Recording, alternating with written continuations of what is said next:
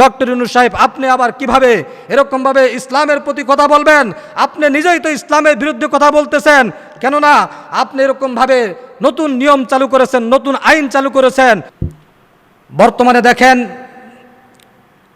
অপূর্ব পাল একজন অন্য ধর্মাবলম্বী, তিনি এরকমভাবে ফেসবুকে লাইভে এসে সবার সামনে এরকমভাবে মুসলমানের সাধারণ কোনো গ্রন্থ না, এরকমভাবে সাধারণ কোনো বই পুস্তক না, স্বয়ং আসমানি কিতাব যাকে বলা হয় কুরআনুল কারীম, সেই কুরআনুল কারীমকে এরকমভাবে লাইভে এসে পা দিয়ে এরকমভাবে অপমাননা করেছেন, এরকমভাবে মুসলমানদের কলিজার মধ্যে আঘাত করেছে। বলেন ঠিক কিনা? আজকে দেখুন আমাদের বাংলাদেশের বর্তমানে সর্বোচ্চ ক্ষমতাশীল যিনি ডক্টর ইউনূস সাহেব, তিনিও কিন্তু একজন মুসলমান, তিনিও একজন মুসলমানের সন্তান, তিনিও কিন্তু ঈদগাহে নামাজ পড়েন, তিনিও কিন্তু একজন ইমামের পিছনে নামাজ পড়েন, তিনিও কিন্তু বিভিন্ন সময় জানাজায় শরীক হন। তিনি একজন মুসলমান হওয়া সত্ত্বেও তারপরেও তিনি এরকমভাবে একজন ধর্মাবলম্বী এরকমভাবে আমাদের কলিজার মধ্যে আঘাত করলো, আসমানি কিতাবকে অবমাননা করলো, সারা দুনিয়ার উম্মাহ মুসলমানদেরকে অবমাননা করলো। কই আজকে তো তাকে এরকমভাবে ফাঁসির মঞ্চে ঝুলানো হলো না, অথচ এরকমভাবে তাকে আরো সুন্দর করে কেমন যেন গ্রেফতারের নামে তাকে এরকমভাবে হেলমেট পরে নিরাপদে তাকে এরকমভাবে গ্রেফতারের নামে তাকে জেলখানার মধ্যে ঢুকায়া দেয়। অথচ তাদের এরকমভাবে বারবার তারা এরকমভাবে আমাদের মুসলমানদের কলিজার মধ্যে আঘাত করে, ইসলামের মধ্যে আঘাত করে, এরকমভাবে তারা কোরআনকে অবমাননা করে।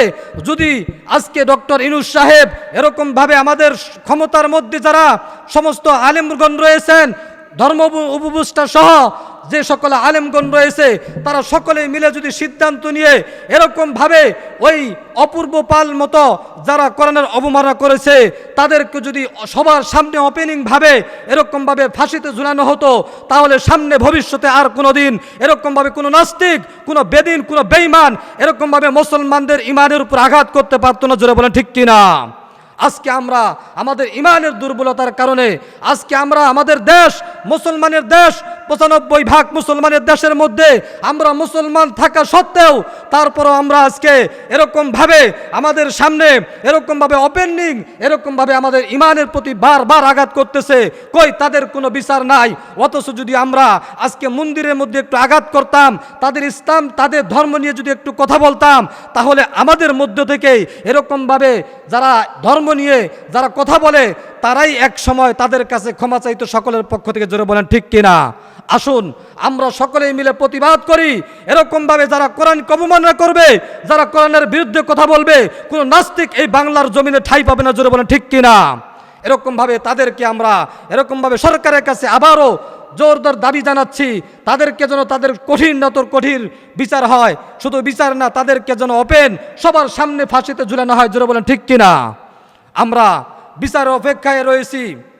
ডক্টর ইউনূস সাহেব সহ যত নেতাকর্মী রয়েছেন, আপনাদেরকে বারবার বলতে চাই, আপনারা এরকমভাবে মুসলমানের দেশে ৯৫% মুসলমানের দেশে আপনারা এরকমভাবে মুসলমানদের ইমানের মধ্যে আঘাত করতে যেন কেউ না পারে সেই ব্যাপারে সচেতন থাকেন।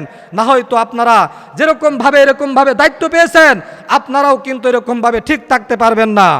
ডক্টর ইউনূস সাহেব আপনি আবার কিভাবে এরকমভাবে ইসলামের প্রতি কথা বলবেন? আপনি নিজেই তো ইসলামের বিরুদ্ধে কথা বলতেছেন। কেননা আপনি এরকমভাবে নতুন নিয়ম চালু করেছেন, নতুন আইন চালু করেছেন, এরকমভাবে বাংলাদেশের প্রতিটা স্কুলের মধ্যে এরকমভাবে গানের শিল্পী ঢুকানো হবে। আপনি এই আইন প্রতিষ্ঠিত করতে চাইতেছেন। শুনে রাখেন, যদি এই আইন প্রতিষ্ঠিত করতে চান, এরকমভাবে আপনাকে যেরকমভাবে আমেরিকা থেকে এনে বাংলার জমিনে যেরকমভাবে দায়িত্ব দেওয়া হয়েছে, ঠিক তদরূপ আমরা সকল মুসলমান এক হয়ে আবার আপনাকে ডাইরেক্ট এরকমভাবে আমেরিকায় পাঠিয়ে দিব। অতএব আপনি সতর্ক হয়ে যান, ইসলাম নিয়ে ছিনিমিনি খেলবেন না, এরকমভাবে শিক্ষা প্রতিষ্ঠানকে নষ্ট করবেন না। এরকমভাবে আপনি অতীত থেকে শিক্ষা নেন। যদি আপনি এরকমভাবে বাড়াবাড়ি করতেছেন ইসলাম নিয়ে, তাহলে আপনার গদি থাকবে না। জোরে বলেন ঠিক কিনা?